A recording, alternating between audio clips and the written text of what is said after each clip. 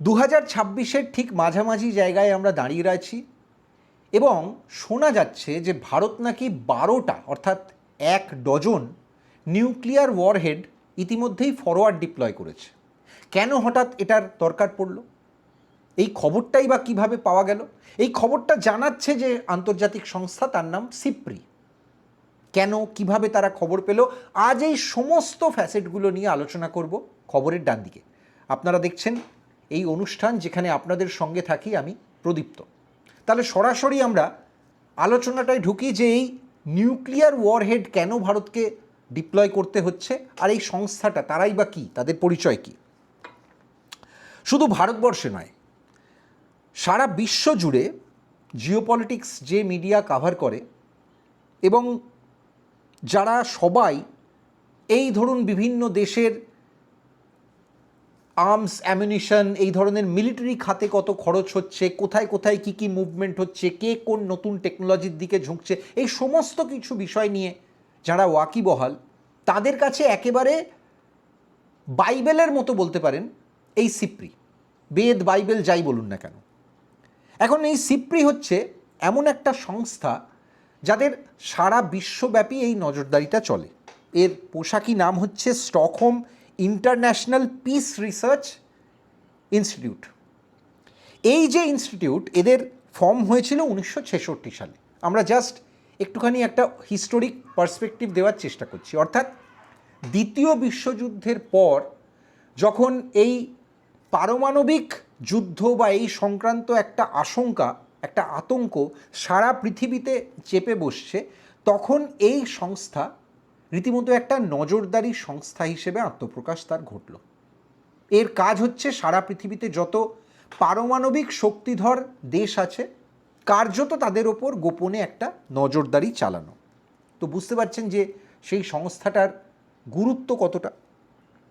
প্রথম বিশ্বের এইরকম একটা সংস্থা থাকা মানে সেটা সারা পৃথিবীর যে গুপ্তচর সংস্থাগুলো, তাদের সবার কাছেও বলতে পারেন একটা রেগুলার ইনফরমেশান প্রোভাইডার। মানে আমরা মিডিয়ার ভাষায় ঠিক যেভাবে কোনো আর কি নিউজ রিলিজ বা ওই জাতীয় সংস্থাকে যেভাবে দেখি, যারা প্রেস রিলিজ দেয়, প্রোভাইড করে, সেই ধরনের এজেন্সিগুলো, এরাও কিন্তু সেইভাবে প্রথম এই ধরনের খবরগুলো, একেবারে ক্লাসিফাইড ইনফরমেশানগুলো তারা কোনো না কোনোভাবে তারা কিন্তু অ্যাক্সেস করে, বা অ্যাক্সেস না করলেও তাদের যে ফোরকাস্ট, সেটাকে কিন্তু পৃথিবীর সমস্ত দেশের গুপ্তচর সংস্থা খুব গুরুত্ব দেয়।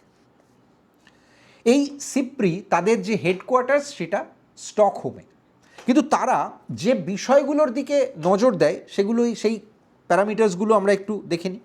যে কোনো দেশের মিলিটারি এক্সপেন্ডিচার, অর্থাৎ সামরিক খাতে সেই দেশ কত বাজেট রাখছে, কত বাজেট তারা বাড়াচ্ছে, কমাচ্ছে, কোন খাতে কি খরচ করছে, সেগুলো তারা পুঙ্খানুপুঙ্খ একটা অডিট করে। তার পাশাপাশি ইন্টারন্যাশনাল আর্মস ট্রান্সফার, সারা পৃথিবীতে কোথায় অস্ত্র কী কী কেনাবেচা হচ্ছে, কোন দেশ থেকে কোন দেশে, কে কোন অস্ত্রে আগ্রহ দেখাচ্ছে, কোন অস্ত্র কেউ বাতিল করে দিচ্ছে, এই সব কিছু তারা খুব ফলো রাখে। নিউক্লিয়ার ওয়ারহেড, অর্থাৎ বোঝাই যাচ্ছে যে সমস্ত পারমাণবিক অস্ত্র বা ক্ষেপণাস্ত্র এগুলোকে ব্যবহার করা হয় বিভিন্ন দেশ যুদ্ধের ক্ষেত্রে মাথায় রেখে যে টেকনোলজিগুলোতে কাজ করে, সেটাকেও তারা রেডারে রাখে। এর সঙ্গে আছে অবশ্যই ডিজার্মমেন্ট, অর্থাৎ এখন যে বিভিন্ন ক্ষেত্রে বারবার বলা হয় যে পারমাণবিক যুদ্ধের যে আশঙ্কা, আতঙ্ক, সেটাকে যতটা সম্ভব কমিয়ে আনার জন্য নিউক্লিয়ার যুদ্ধর যে থ্রেট সবসময় থাকে পৃথিবীর ওপর, সেটাকে কমিয়ে আনার জন্য কোন দেশ কী কী মেজার নিচ্ছে, কে কোন কতটা সচেষ্ট হচ্ছে, সেটার দিকেও তারা অবশ্যই একটা ক্যালকুলেশন করে সবসময়। এর সঙ্গে আছে আর্মড কনফ্লিক্টের প্রবণতা বা আশঙ্কা, সেটা পৃথিবীর কোন কোন প্রান্তে নতুন করে দেখা দিচ্ছে, কি কি ইস্যুতে যুদ্ধ হওয়ার মতো পরিস্থিতি তৈরি হতে পারে, সেটার দিকে তারা নজর রাখে।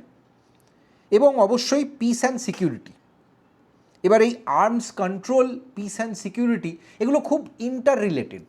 আর্মস কন্ট্রোল মানে যে কোনো দেশ, তাদের আলটিমেটলি যে লক্ষ্যটা থাকে সেটা হচ্ছে তাদের নিরাপত্তা ব্যবস্থাটাকে, এটাকে যদি একটা বাস্কেট হিসেবে কল্পনা করেন, সেটাকে যতটা সম্ভব কম সংখ্যক অস্ত্র দিয়েই কাজ চালানোর, যাতে বেশি বাজেটের যে কাট সেটাও করা যেতে পারে, অর্থাৎ বেশি খরচ করতে না হয়, এবং এমনভাবে এই অস্ত্র ভাণ্ডারটাকে, আর্সেনালটাকে তৈরি করা যাতে লিমিটেড সংখ্যক অস্ত্র রেখেই পুরো যে কাভারেজটা তারা চাইছে, ডিফেন্সিভ কাভারেজটা তারা চাইছে, সেটা যাতে তারা অ্যাচিভ করে ফেলতে পারে। এটা খুব জটিল জিও পলিটিক্সের আলোচনা, ফলে আমি এটার আর টেকনিক্যালিটিসের মধ্যে ঢুকছি না। এখন এই সিপ্রির ভূমিকাটা কবে কিভাবে গুরুত্বপূর্ণ হয়ে দাঁড়ালো? দ্বিতীয় বিশ্বযুদ্ধে আমরা প্রথমবার পারমাণবিক অস্ত্রের ব্যবহার দেখেছিলাম। সারা পৃথিবীর মানুষকে কাঁপিয়ে দিয়েছিল হিরোশিমা নাগাসাকির সেই ঘটনা।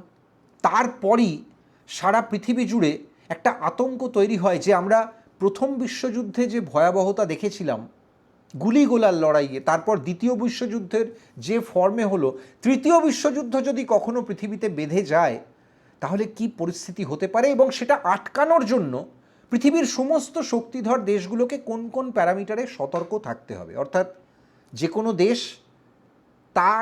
তাকে যেভাবে অন্য প্রতিদ্বন্দ্বীরা, সেটা একই অঞ্চলের হতে পারে, কোনো দূর দেশেও হতে পারে, অন্য মহাদেশেও হতে পারে, তারা যেভাবে নজরদারি চালায়, যেভাবে পরখ করে, এই সমস্ত বিষয়টা সব কিছু যে ইকুয়েশানগুলো চলে সেই ইকুয়েশানগুলোর দিকে একটা হোলিস্টিক নজরদারি সবসময় এই সিপ্রির মতো সংস্থাগুলো রাখে। তারা এই কাজটা দ্বিতীয় বিশ্বযুদ্ধের পর যখন শুরু করেছিল তখন সেই কাজটা প্রথম দিকে আস্তে আস্তে আস্তে আস্তে আরও গুরুত্ব বাড়তে থাকে যখন কোল্ড ওয়ারের সময় চলে আসে। কারণ আমরা জানি যে যখন এই শীতযুদ্ধ চলছিল তখন একটা ভেতরে নেপথ্যে প্রতিযোগিতাও চলছিল। সেই প্রতিযোগিতাটা চলছিল হচ্ছে মার্কিন যুক্তরাষ্ট্রের এবং তার সঙ্গে সোভিয়েতের। কারা কত বেশি এই পারমাণবিক অস্ত্র বা এই পারমাণবিক যুদ্ধের প্রস্তুতিকে আরও ধারালো জায়গায় নিয়ে যেতে পারে। এরপর আমরা দেখেছি যে ইউএস সোভিয়েত রেষারেষি সেটাও একটা সময় থেমেছে যখন কোল্ড ওয়ারের পরে রাশিয়া যখন ভেঙে গেছে, সোভিয়েত যখন ভেঙে গেছে। এরপর আমরা দেখেছি যে নেটোর ওপর তারা সমানে নজরদারি রাখে, অর্থাৎ নেটোর বিভিন্ন কার্যক্রম গোটা ইউরোপ জুড়ে এবং আটলান্টিকের চারপাশে, সেখানে কোনো রকম কোনো বিপজ্জনক কোনো পরিস্থিতি তৈরি হচ্ছে কিনা সেটার দিকেও সিপ্রি সমানে নজর রেখেছে। এরপর আমরা সাদ্দাম হোসেনের ইরাককে, সেখানে যেভাবে মার্কিন যুক্তরাষ্ট্র যুদ্ধে জড়িয়েছিল, সেই গালফ ওয়ার মরুযুদ্ধ আমাদের ছোটোবেলার, সেই সময়ও সিপ্রির একটা খুব ইতিবাচক, খুব গুরুত্বপূর্ণ ভূমিকা ছিল। তারপর আফগানিস্তানের ক্ষেত্রেও যখন মার্কিন যুক্তরাষ্ট্র যুদ্ধে জড়িয়েছে সেটাকেও কিন্তু ট্র্যাক করেছিল সিপ্রি। সিরিয়ার পরিস্থিতি, সেদিকেও তাদের নজর ছিল। যখন আমরা আইসিস বা এই ধরনের পরিস্থিতিগুলো দেখছিলাম, সেন্ট্রাল এশিয়া উত্তপ্ত হয়ে উঠছিল, জিও পলিটিক্সের খুব একটা হটস্পট হয়ে দাঁড়িয়েছিল, সেই সময়তেও সিপ্রির সেদিকে নজর ছিল। এবং সর্বশেষ যে ইরানের সঙ্গে মার্কিন যুক্তরাষ্ট্র ইসরায়েলের যুদ্ধ, সেদিকেও কিন্তু নিয়মিত ব্যবধানে ট্র্যাক করেছে এবং রেগুলার বেসিসে বুলেটিন দিয়ে গেছে এই সিপ্রি বলে সংস্থাটা। এখন প্রশ্ন হচ্ছে, এই সিপ্রি কিভাবে জানতে পারলো যে ভারত এই ধরনের 12খানা নিউক্লিয়ার ওয়ারহেড সেগুলোকে ফরওয়ার্ড ডিপ্লয় করছে? ফরওয়ার্ড ডিপ্লয় বিষয়টা কি? এটা একটা টেকনোলজি, মানে টেকনিক্যাল টার্ম বলা যেতে পারে। যুদ্ধেও সম্পর্কে যারা ওয়াকিবহাল বা যারা এই ডিফেন্স এক্সপার্ট, তারা বলেন যে আপনার যে নিউক্লিয়ার আর্সেনাল, আপনার যে পারমাণবিক অস্ত্র ভাণ্ডার, সেটা 3টে পর্যায়ে যে কোনো দেশ ব্যবহার করে। অর্থাৎ প্রথমে সেটা কনসেপচুয়ালাইজ করা হয়, সেটা বানানো হয়, তারপরে বানিয়ে সেটাকে জাস্ট এমনভাবে রেখে দেওয়া হয় যাতে আপনি সেটাকে অ্যাসেম্বল করে যে কোনো সময় কার্যকরী একটা অস্ত্রে পরিণত করতে পারেন। আমি জাস্ট একটা ব্রডার আইডিয়া দেওয়ার চেষ্টা করছি। আর এই থার্ড যে বিষয়টা, সেটা হচ্ছে অ্যাসেম্বলও করে ফেলার পর সেটাকে কার্যত একেবারে যুদ্ধের জন্য রেডি অবস্থায় কোনো নিউক্লিয়ার সাবমেরিন কি কোনো ওই ক্যাপাবিলিটির জাহাজ বা রকেটের মাধ্যমে যেখান থেকে লঞ্চ করা যায়, এই রকম পরিস্থিতির কথা মাথায় রেখে সেটাকে ফরওয়ার্ড ডিপ্লয় করে রাখা হয়। অর্থাৎ যে কোনো মুহূর্তের মধ্যে, লিটারেলি মুহূর্তের মধ্যে সেটাকে লঞ্চ করে দেওয়া যাবে। এখন আপনি বুঝতেই পারছেন এই ফরওয়ার্ড ডিপ্লয় টার্মটা, সেটা শুনেই বোঝা যায় যে এটা একেবারে ওই আমাদের ছোটোবেলার সেই সাবধান বিশ্রাম যেরম ছিল না, ওই যখন আমরা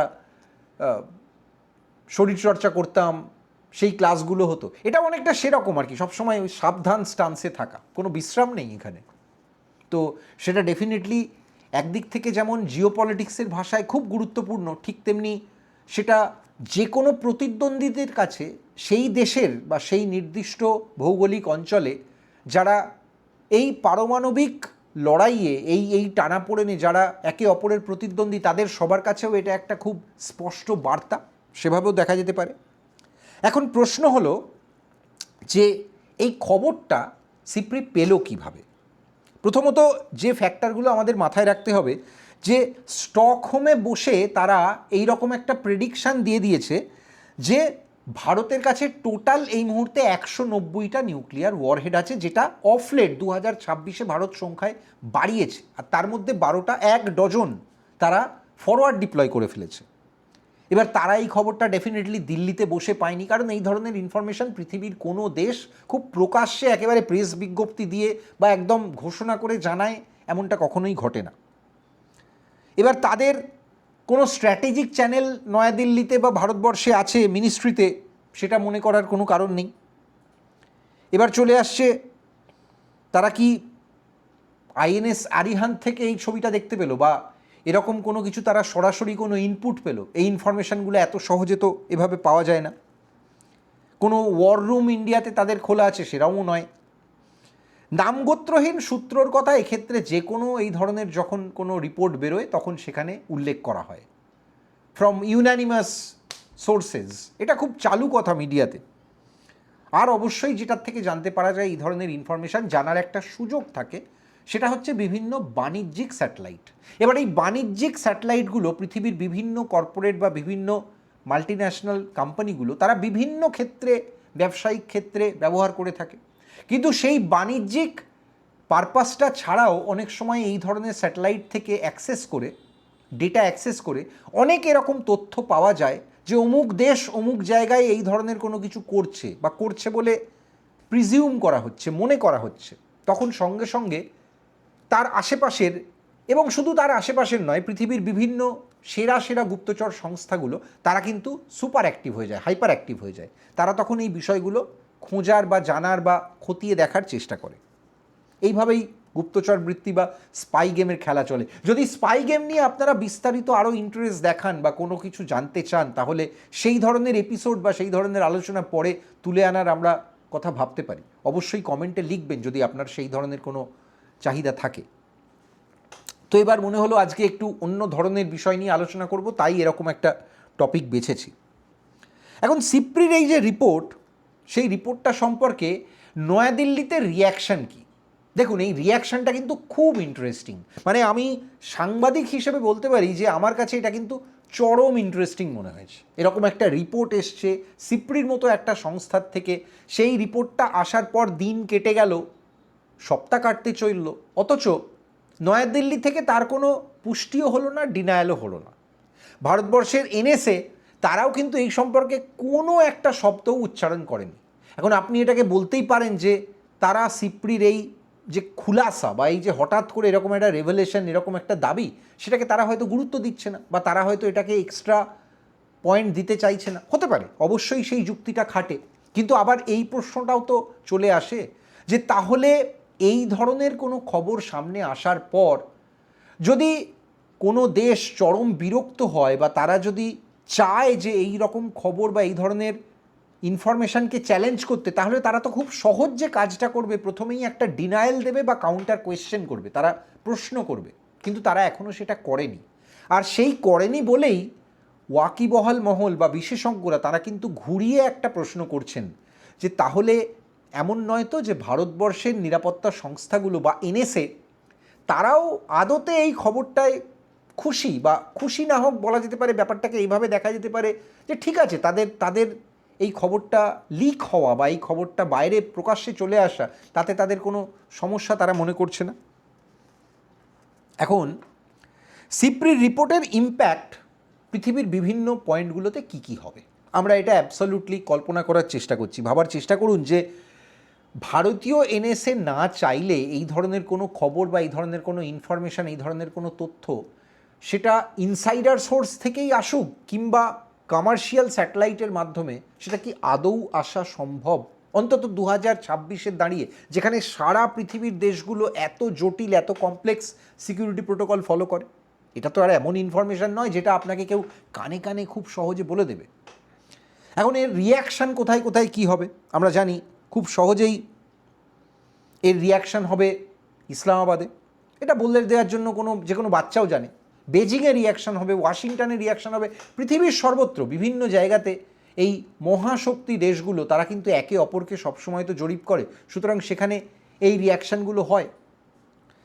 আমরা ইদানিং একটা খবর দেখেছিলাম জাস্ট কয়েকদিন আগে যে বহু দিন পর, সেই 1971-এর যে বাংলাদেশের মুক্তিযুদ্ধ, তারপর পাকিস্তানের কোনো যুদ্ধ জাহাজ সেটা বঙ্গোপসাগর ভারত মহাসাগরের রুটে ভিড়ছে।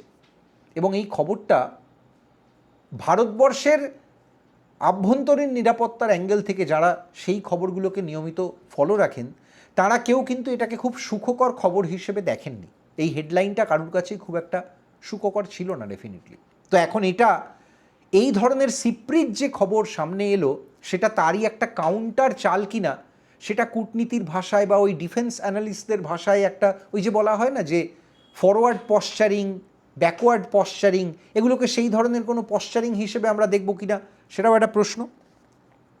এখন এই পশ্চারিংগুলো চেঞ্জ হওয়ার অনেক কারণ কিন্তু রিসেন্ট পাস্টে আমাদের সামনে রয়েছে, মানে আমরা যদি একটু তলিয়ে ভাবার চেষ্টা করি সেই কারণগুলো কি কি। দেখুন, পাকিস্তান যদি বঙ্গোপসাগরে বা ভারত মহাসাগরে তাদের নৌবহরের যাতায়াত বাড়ায়, আনাগোনা বেড়ে যায়, তাহলে সেটা ভারতীয় নৌসেনা যে একেবারেই ভালো চোখে দেখবে না সেটা খুব সহজেই অনুমান করা যায়। বাংলাদেশে আমরা এবং মায়ানমারে সাম্প্রতিক অতীতে মার্কিন যুক্তরাষ্ট্রের বেশ কিছু প্রভাব অফলেট আমরা দেখেছি। একদিকে যখন কূটনীতি চলছে, G7-এর বৈঠকে মোদি ট্রাম্প পরস্পর আলোচনা করছেন, যে সংক্রান্ত ভিডিও আমি ইতিমধ্যেই এই চ্যানেলে অলরেডি করেছি, আপনারা চাইলে সেটাও দেখতে পারেন। আমি চেষ্টা করব ডেসক্রিপশানে সেই ভিডিওটা, সেই পর্বটা লিঙ্ক করে দিতে। তো সেটাও যখন চলছে, আলাপ আলোচনা, ট্যারিফ সংক্রান্ত আলোচনা, ট্রাম্প এরপরে ভারত সফরে আসবেন কিনা এই সংক্রান্ত আলোচনাও যখন চলছে, তখন এই ঘটনাটাও প্যারালালি ঘটছে। কখনো ইন্ডো প্যাসিফিক থেকে হয়তো ইচ্ছাকৃতভাবেই ইন্ডো শব্দটা মার্কিন যুক্তরাষ্ট্র উজ্জ্ব রাখছে। কখনো আবার বাংলাদেশের সঙ্গে বেজিংয়ের, ঢাকার সঙ্গে বেজিংয়ের ঘনিষ্ঠতা, সেটা নিয়েও উপমহাদেশে চর্চা হচ্ছে। এবং সেই আলোচনায় ইনভেরিয়েবলি শুধুমাত্র যে পরিকাঠামো বা লজিস্টিক্স, ইনফ্রাস্ট্রাকচার সেগুলো নিয়ে আলোচনা হচ্ছে তা শুধু নয়। তিস্তা ব্যারেজের মতো প্রকল্প যেমন রয়েছে, যমুনা ব্রিজের মতো প্রকল্প যেমন রয়েছে, তেমনি একই সঙ্গে উঠে আসছে একেবারে ভারতের সীমান্ত ঘেঁষা বিভিন্ন ডিফেন্স ইনস্টলেশন এবং সেখানের সেই দিকে সেই ইনফ্রাস্ট্রাকচারে হাত মিলিয়ে কাজ করার প্রতি বেজিংয়ের ঝোঁকের প্রসঙ্গ। সুতরাং এই সব কটা ক্ষেত্রে ভারতের ক্ষেত্রে খুব গুরুত্বপূর্ণ হয়ে দাঁড়ায় তারা ডিফেন্সের দিক থেকে আন্তর্জাতিক মহলকে কি বার্তা দিতে চাইছে, কি পশ্চারিং তারা করতে চাইছে। এর সঙ্গে ভারতের দিক থেকেও আমরা কিন্তু এর আগে বেশ কিছু এই ধরনের ফরওয়ার্ড পশ্চারিংয়ের খবর পেয়েছি। সম্প্রতি বলা হচ্ছে বারবার যে ভারত এই যে বাংলাদেশ চীনের ঘনিষ্ঠতাটা, সেটাকে উত্তর পূর্ব ভারতের ক্ষেত্রে, নর্থ ইস্টের ক্ষেত্রে একটা অস্বস্তিকর জায়গা হিসেবে দেখছে। ভারতের সঙ্গে রিসেন্ট পাস্টে আমরা রাশিয়ার আলোচনা দেখেছি, সেটা একটা অন্য জায়গায় পৌঁছে গেছে। ভারতের সঙ্গে ইসরায়েল বরাবরই আমাদের একটা স্ট্র্যাটেজিক অ্যালাই হিসেবে দেখা যায়, ভারত ইসরায়েল সম্পর্কও খুব ভালো। ইসরায়েলও কিন্তু সম্প্রতি দক্ষিণ পূর্ব এশিয়া নিয়ে খুব ইন্টারেস্টিং এবং স্পেসিফিক্যালি বাংলাদেশে হামাসের অস্তিত্ব নিয়ে খুব ইন্টারেস্টিং কিছু অবজারভেশন তারা রিসেন্টলি দিয়েছেন। স্বয়ং ইসরায়েলের অ্যাম্বাসাডারের মুখ থেকে আমরা সেই কথাটা শুনেছি ভারতের মাটিতে।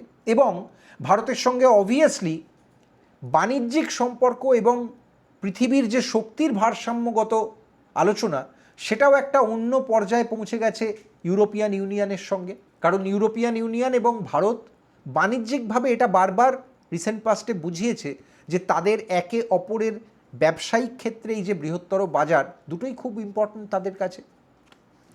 তো এই রকম পরিস্থিতিতে ভারত কিন্তু অগ্নি-6ও ডেভেলপ করছে।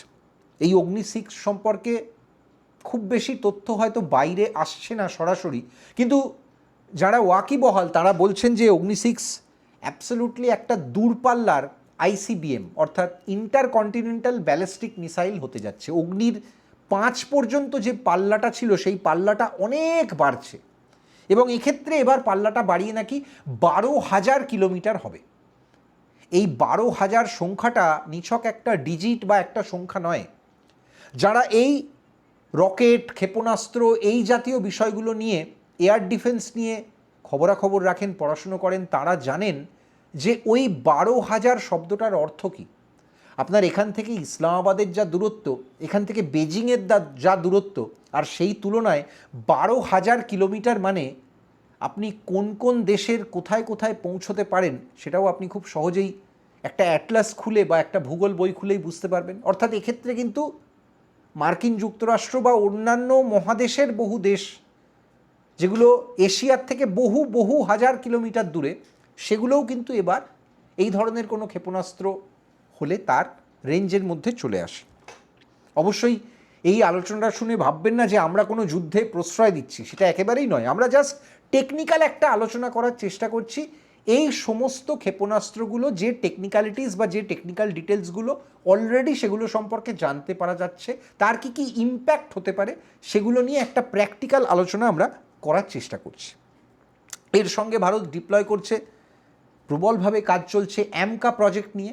অ্যামকা কি? অ্যামকা হচ্ছে ভারতের নিজস্ব একটা, যেরকম এখন যে যুদ্ধ জাহাজ বানানো হয়, সেই যুদ্ধ জাহাজ বানানোর ক্ষেত্রেও যেমন বিভিন্ন ধরনের টেকনোলজি বা প্রযুক্তির পুরো বিবর্তন চলে, ঠিক তেমনি সুপারসনিক যে ফাইটার এয়ারক্রাফট সেগুলো বানানোর ক্ষেত্রেও তার বিভিন্ন রকম জেনারেশন আছে, 5th জেনারেশন, 6th জেনারেশন। তো সেই ধরনের জেনারেশনগুলো নিয়েও সমস্ত দেশ কন্টিনিউয়াস রিসার্চ অ্যান্ড ডেভেলপমেন্ট করে যায়, এবং সেক্ষেত্রে ভারতের অন্যতম বাজি হতে যাচ্ছে অ্যামকা। ভারতের হাতে ইতিমধ্যেই রাফাল আছে, তার পাশাপাশি যেমন মার্কিন যুক্তরাষ্ট্রের কাছে একটা, আগে যেমন F-16 ছিল, এখন তার অনেক উন্নততর ভার্সান চলে এসছে। রাশিয়ার কাছে যেমন Su-57 মানে সুখোই 57 রয়েছে, ঠিক তেমনি ভারতও তাদের নিজস্ব প্ল্যাটফর্ম হিসেবে অ্যামকাকে ডেভেলপ করার কথা ভাবছে। যে প্রজেক্টে হ্যাল, তার পাশাপাশি লার্সেন অ্যান্ড টুব্রো, অনেক এরকম সংস্থা তারা সরকারের সঙ্গে মিলিয়ে কাজ করতে চায়। বিদেশি সংস্থাও সেখানে আগ্রহ দেখাচ্ছে। তো এগুলো রয়েছে। এর সঙ্গে ভারত রাশিয়ার সঙ্গে একটা মহাজাগতিক বাণিজ্যিক চুক্তি করতে চলছে। সেই চুক্তিটা হবে Su-57 অর্থাৎ সুখোই 57 পরের যে জেনারেশন সেগুলোকে ভারতের এয়ারফোর্সে সামিল করা নিয়ে। মনে করা হচ্ছে যে সুখোই আগামী দিনে, অন্তত আগামী বেশ কয়েক বছর ভারতীয় এয়ারফোর্সের অন্যতম বাজি হতে যাচ্ছে। আর রয়েছে S-400, যে S-400কে আমরা অত্যন্ত কর্মদক্ষ ফর্মে দেখেছিলাম অপারেশন সিন্দুরের সময়। সেই S-400-এর পরবর্তী যে কনসাইনমেন্ট মনে করা হচ্ছে আরও নতুন সংখ্যায় ভারত S-400 সেগুলো পেতে চলেছে 2027-এর শেষ কিংবা 2028-এর গোড়ায় রাশিয়ার থেকে। এখন এই পরিস্থিতিতে এই পুরো সিপ্রির যে প্রেডিকশানটা, যে ফোরকাস্টটা, সেটা একটা অন্য মাত্রা পেয়ে যায়। ভারতের দিক থেকে যখন এত কিছু আলোচনা করলাম, তখন সিপ্রির ওই লেটেস্ট বুলেটিনটার আরও বিস্তারিত আমরা একটু দেখার চেষ্টা করি। এই মুহূর্তে সারা পৃথিবী জুড়ে এই নিউক্লিয়ার ওয়ারহেডের সংখ্যায় কোন দেশ বা মহাশক্তিগুলো কে কোন জায়গায় দাঁড়িয়ে রয়েছে। মার্কিন যুক্তরাষ্ট্রের হাতে রয়েছে 5,042টা এই ধরনের নিউক্লিয়ার ওয়ারহেড। এগুলো সবই কিন্তু প্রামাণ্য তথ্য নয়, খানিকটা বলতে পারেন ফোরকাস্টের মতো সিপ্রি এগুলো বিভিন্ন তথ্য অ্যানালিসিস করে এই ধরনের রিপোর্টগুলো দেয়। তাদের লেটেস্ট রিপোর্টে এটা বলা হচ্ছে যে সবথেকে বেশি নিউক্লিয়ার ওয়ারহেড এই মুহূর্তে রয়েছে রাশিয়ার হাতে, 5,420টা। তারপরেই রয়েছে চীন তৃতীয় স্থানে, তাদের কাছে এই ধরনের নিউক্লিয়ার ওয়ারহেড রয়েছে 620টা। ফ্রান্স তারপর, তাদের কাছে রয়েছে আর্সেনালে 370টা নিউক্লিয়ার ওয়ারহেড। তারপর 5 নম্বর স্থানে রয়েছে ইউনাইটেড কিংডম, তাদের কাছে এই ধরনের সংখ্যা 225। 6 নম্বরে আসছে ভারতের নাম, তাদের কাছে এই মুহূর্তে টোটাল অস্ত্রভাণ্ডারে নিউক্লিয়ার ওয়ারহেডের সংখ্যা 190। ভারতের পরে আছে পাকিস্তান, তাদের হাতে 170টা এই ধরনের নিউক্লিয়ার ওয়ারহেড আছে। ইসরায়েলের কাছে আছে 90টা এবং উত্তর কোরিয়ার কাছে রয়েছে 60টা। এই হচ্ছে সিপ্রির মোট তালিকা। তবে এই মোট তালিকার নিরিখে শুধু কার দখলে, কার ভাণ্ডারে কটা এই ধরনের নিউক্লিয়ার ওয়ারহেড আছে, শুধু সেটা দিয়েই তো সবসময় আলোচনা হয় না। ওই জন্য অনেক বেশি আলোচনা হয় আগ্রাসী ফ্রন্টে কোথায় কোন অস্ত্র মোতায়েন করা হচ্ছে, এবং সেদিক থেকেই ওই ফরওয়ার্ড ডিপ্লয়মেন্টের যে খবরটা, যে হেডলাইনটা, সেটা দিয়েই আজকের অনুষ্ঠানটা শুরু করেছিলাম। এখন দিনের শেষে আবার ওই একই পয়েন্টে ফেরত আসতে হচ্ছে। ফরওয়ার্ড ডিপ্লয়মেন্ট মানেই কি কোনো যুদ্ধের প্রস্তুতি, কোনো সামরিক ড্রিলের অংশ? উত্তরটা কিন্তু এত সহজ নয়। অনেক সামরিক বিশেষজ্ঞ বলেন যে এই ফরওয়ার্ড ডিপ্লয়মেন্টগুলো সবসময় যে যুদ্ধের থ্রেট থাকলে বা এই ধরনের কোনো আক্রমণ হতে পারে সেই ধরনের ক্ষেত্রেই ব্যবহার করা হয়, সেটা সবসময় ঘটে না। হ্যাঁ, অবশ্যই ডেফিনেটলি যুদ্ধের মতো পরিস্থিতি তৈরি হতে পারে এইরকম আশঙ্কা থাকলে সেটা তো ঘটেই, সেটা একটা পার্ট অফ দ্য স্টোরি। এবং সেই পার্ট অফ দ্য স্টোরিতে খুব অদ্ভুতভাবে একটা অন্য ইনফরমেশান মিলে যাচ্ছে। G7 বৈঠকে কয়েকদিন আগেই আমরা ডোনাল্ড ট্রাম্পের সঙ্গে নরেন্দ্র মোদির যে 1:1 সাক্ষাৎ দেখেছিলাম, সেই সাক্ষাতের পর ট্রাম্প একটা অদ্ভুত কথা উচ্চারণ করেছিলেন, যেটা হঠাৎ আজকের এই পর্বটা করতে গিয়ে আমার মাথায় বাল্ব জ্বলল। সেটা হচ্ছে যে ট্রাম্প বলেছিলেন ভারত যদি কখনো আক্রান্ত হয় তাহলে মার্কিন যুক্তরাষ্ট্র পাশে দাঁড়াবে। এখন ভারত আক্রান্ত হওয়ার পরিস্থিতি বা আশঙ্কা সেটা হঠাৎ কেন মার্কিন প্রেসিডেন্ট বললেন, সেটা নিয়ে ডেফিনেটলি অনেকের কৌতূহল তৈরি হয়েছিল। তার সঙ্গে এই যে 1 ডজন নিউক্লিয়ার ওয়ারহেড ডিপ্লয় করা, এর কোনো রহস্যজনক কোনো যোগসূত্র থাকতে পারে কি না, সেটা আমরা ডেফিনেটলি আগামী দিনে নজর রাখব। তবে এর বাইরেও একটা সেকেন্ড ফ্যাক্টর আছে, সেটা হচ্ছে পারমাণবিক যুদ্ধ তো এত সহজ জিনিস নয়, মুখের কথা নয়। তো ফলে সেই যুদ্ধগুলো পৃথিবীর কোনো দেশই চায় না, বিশ্বাস করুন, কোনো অর্থনীতি চায় না। কারণ সমস্ত অর্থনীতির একটা প্রাথমিক আকাঙ্ক্ষা থাকে যে শুধু বাণিজ্যিকভাবে দেশ কতটা লাভজনক জায়গায় পৌঁছতে পারে এবং এই ব্যবসায়িক দিকটা যাতে কতটা নিরবিচ্ছিন্ন অক্ষুণ্ণ রাখা যায়। তো সেক্ষেত্রে ভারত যে ইকোনমিক লড়াইটার মধ্যে দিয়ে এই মুহূর্তে যাচ্ছে, এবং ইরান, মার্কিন যুক্তরাষ্ট্র, ইসরায়েল যুদ্ধ একটা থামার পর যেখানে পৃথিবীর অন্য প্রান্তে একটা রাশিয়া ইউক্রেন যুদ্ধ এখনও চলছে, সেখানে আরও একটা নতুন যুদ্ধ, এবং সেটা যদি উপমহাদেশে হয়, সেটা কখনোই আমরা কেউ যেমন চাই না, তেমন বোধহয় কোনো ক্ষেত্রেই সেটা বণিক মহলের কাছেও কাম্য নয়। তবু এই ধরনের ফরওয়ার্ড ডিপ্লয়মেন্ট অনেক সময় ওই পশ্চারিংয়ের জন্যও হয়, অর্থাৎ আমি কিন্তু তৈরি আছি। এই বার্তাটা পৃথিবীর বিভিন্ন প্রান্তে দেওয়া জরুরি হয়ে পড়ে। কোন কোন প্রান্তে এবং কেন জরুরি সেটা আপনারা একটু ভাবুন। আবার হয়তো এই ধরনের কোনো ইন্টারেস্টিং আলোচনা নিয়ে খুব তাড়াতাড়ি ফিরে আসব। তার আগে অবশ্যই আমাদের এই চ্যানেলে এই ধরনের অফ টপিক, একটু অফবিট ধরনের আলোচনা, দৈনন্দিন রাজনৈতিক কচকচি বা দেশীয় রাজনীতির বাইরে, রাজ্য রাজনীতির বাইরে যদি জিওপলিটিক্স সম্পর্কে আপনার আগ্রহ থাকে, তাহলে আশা করি আপনার ভালো লাগবে। কেমন লাগছে সেটা কমেন্টে জানাবেন। যদি খুব ভালো লাগে তাহলে চ্যানেলটার অভ্যেস করে ফেলুন, এবং সেই অভ্যেসটা করার জন্য পাশেই একটা সাবস্ক্রাইব বাটন আছে ইউটিউবে। আর তার পাশাপাশি ইউটিউবের মতোই ফেসবুকেও রোজ একই সময় একই সঙ্গে আমাদের কন্টেন্টগুলো আসে। তাই আমাদের ফেসবুক পেজ খবরের ডান দিক, সেটাকেও কিন্তু লাইক ফলো করতে ভুলবেন না। দেখা হবে আবার এই রকম কোনো খুব ইন্টারেস্টিং টপিক নিয়ে খুব তাড়াতাড়ি। আমি প্রদীপ্ত আজকের মতো আপনাদের থেকে বিদায় নিচ্ছি। শুভরাত্রি।